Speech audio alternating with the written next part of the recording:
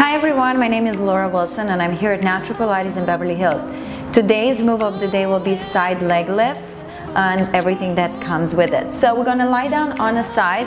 I have a head pillow here just so my neck can be, my cervical spine can be in a line with my rest of the spine. We're going to lie down on the left side. Make sure the hips are stacked. Bottom rib is lifted, so a little bit of space under the bottom rib there. We're going to extend the top leg parallel to the floor. That's it. So the motion will be lowering and lifting that leg up and down.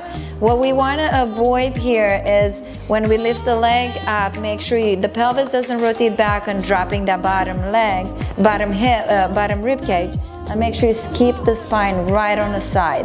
That's it. So we're only gonna lift that leg as high as the hip is not hiking up towards the rib cage. So make sure you put your hand in your waist, press that hip away from the rib cage, and then just lower lift. So you have a clear abduction motion into that femur.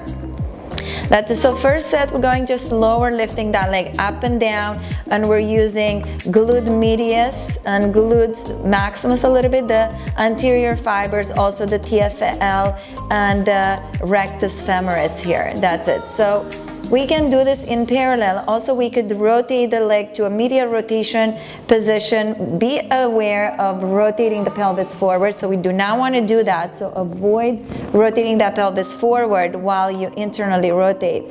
Lower and lift the leg up and down here. Okay, we want to really be aware here of the front muscle fibers in the hip. So the TFL would be a lot more involved, sartorius and rectus femoris, the lateral fibers, and also the glutes, the glute medius, more the anterior fibers. Then we can go in an external rotation position. Be careful, avoid rotating the pelvis back while you're rotating the femur. So you only want to rotate the femur back as far as the pelvis doesn't rotate back. That's it. So hold it there, keep that distance between the hips and the pelvis, and then lower, lift that leg up and down. You're going to feel here the glute max as well, but also you're going to feel some of your quad. That's it. Main challenge here is the gravity pressing down against the leg. That's it. So going back to parallel, we could do little circles. While we do the circles, we want to ensure there's no motion in the spine at all. So we're really squeezing the abdominals to stabilize the spine while we're rotating the leg, and now we reverse direction. That's it. Same exercise can be done in different angles of flexion or extension. So if we're bringing the leg slightly in front of you, now we want to avoid the back from rounding forward. So maintaining that neutral spine, put that hand in the waist, push that hip away. We're going to lower, lift that leg up and down. Your toes can be pointed or flexed. It doesn't really matter as long as you maintain stability here in the trunk.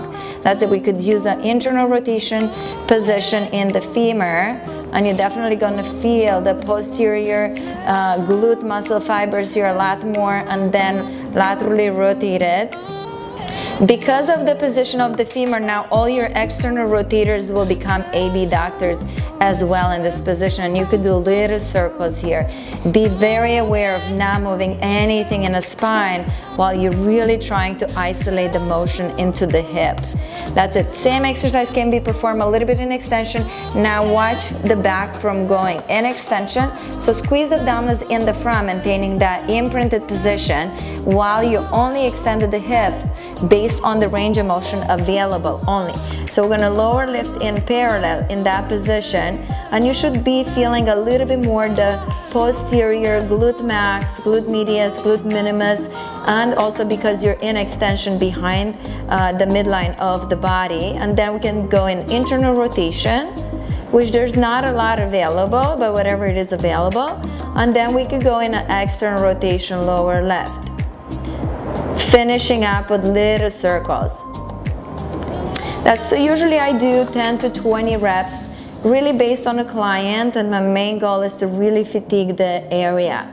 So really reach away, squeeze those glutes. I'm really thinking of pushing through that leg, lengthening, but not really lengthening, really more squeezing, but creating a feel of lengthening of the leg away from the hip.